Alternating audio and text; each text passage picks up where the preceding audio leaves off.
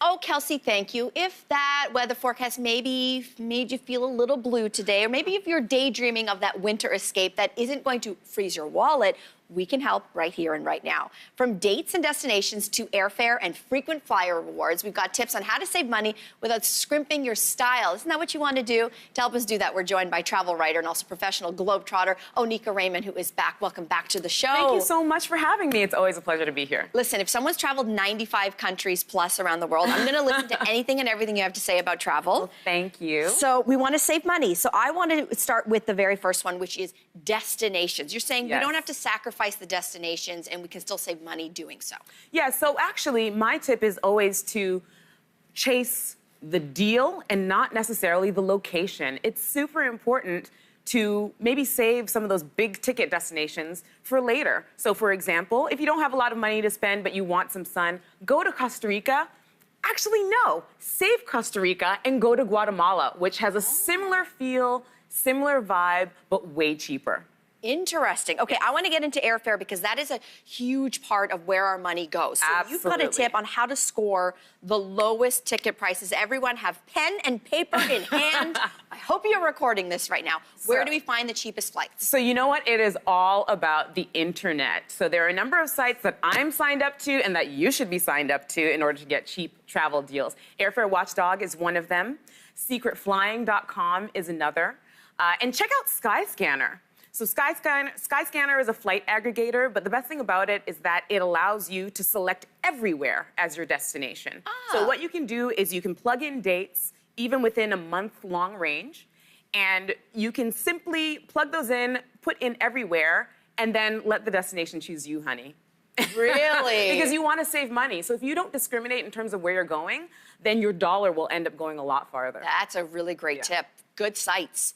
Let's talk about those frequent flyer programs. People are signed up to all different kinds of ones. How can we, but how can you maximize those points so they're going to take you the furthest? Yes, so this is where you have to be a little bit strategic and you can't feed your desires and wants right away. So my recommendation is to use your air miles in the off season because you know what?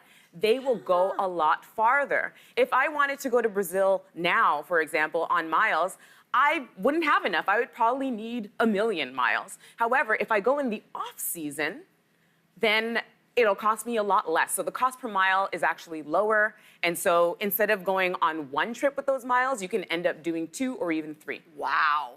Okay, let's talk about this. I always think that this is some kind of myth. Is it cheaper to fly and travel on certain days of the week than others? Now, there's always this grand debate. Experts say that it's cheaper to travel on Tuesdays, Wednesdays, and Saturdays. And I tend to agree. The reason is that if you travel when most people are not traveling, right, demand is less and you will pay less. So for example, a lot of people go away on weekend trips. They tend to fly on a Friday evening. Friday evenings are prime time. So it's like rush hour at the airport. It's rush hour. Okay. It's expensive. It's a pain. But if we travel on a Saturday morning, or if we take a very, very late Friday night flight, then it ends up being cheaper and there's less hassle overall. But just be careful in terms of your transportation, for example, because if you're relying on public transit to get to the airport at 4 a.m., you might have a little bit of an issue. Okay, so I'm going to throw the curveball at you. In terms of once you land in your destination, you've gotten the best airfare to get there, you've picked the right day of the week, the right time to travel. What are some quick tips that you have to save money once you've landed at your destination? It is all about free. So use the internet and look up those free walking tours. For me, I love them because they're a great way to find out more about the city and it's low cost.